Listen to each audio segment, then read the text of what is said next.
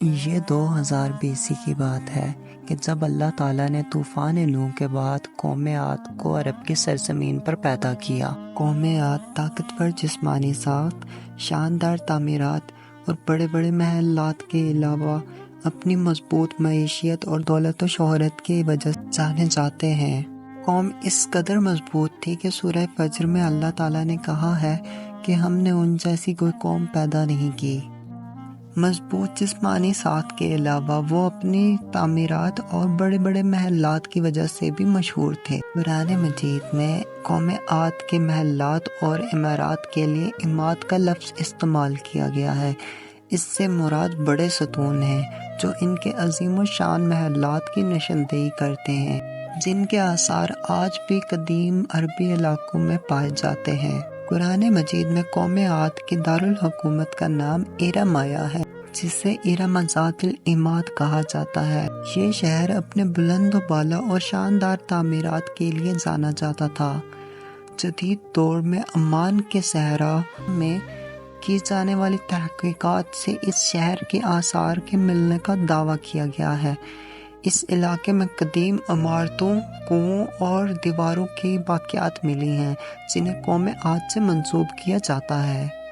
قوم عاد کے آثار کے طور پر بڑے بڑے محلات اور قبریں بھی دریافت ہوئی ہیں جو ان کی شاندار تعمیراتی صلاحیتوں کی عکاسی کرتی ہیں۔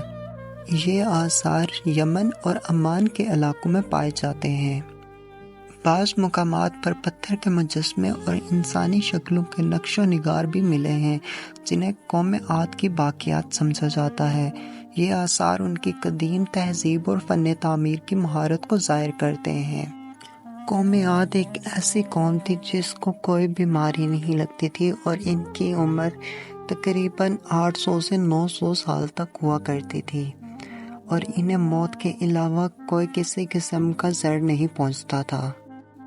اس شان و شوکت کی زندگی نے ان کے ذہنوں پر پردے ڈال دیے اور ان کے دل پتھر ہو گئے اور وہ غرور و تکبر میں مبتلا ہو گئے، اور اسی غرور و تکبر میں وہ طرح طرح کے گناہوں میں مبتلا ہو گئے جو کہ اللہ تعالیٰ کے غضب کا سبب بن گیا، اور اللہ تعالیٰ نے اس قوم کو تباہ و برباد کر دیا۔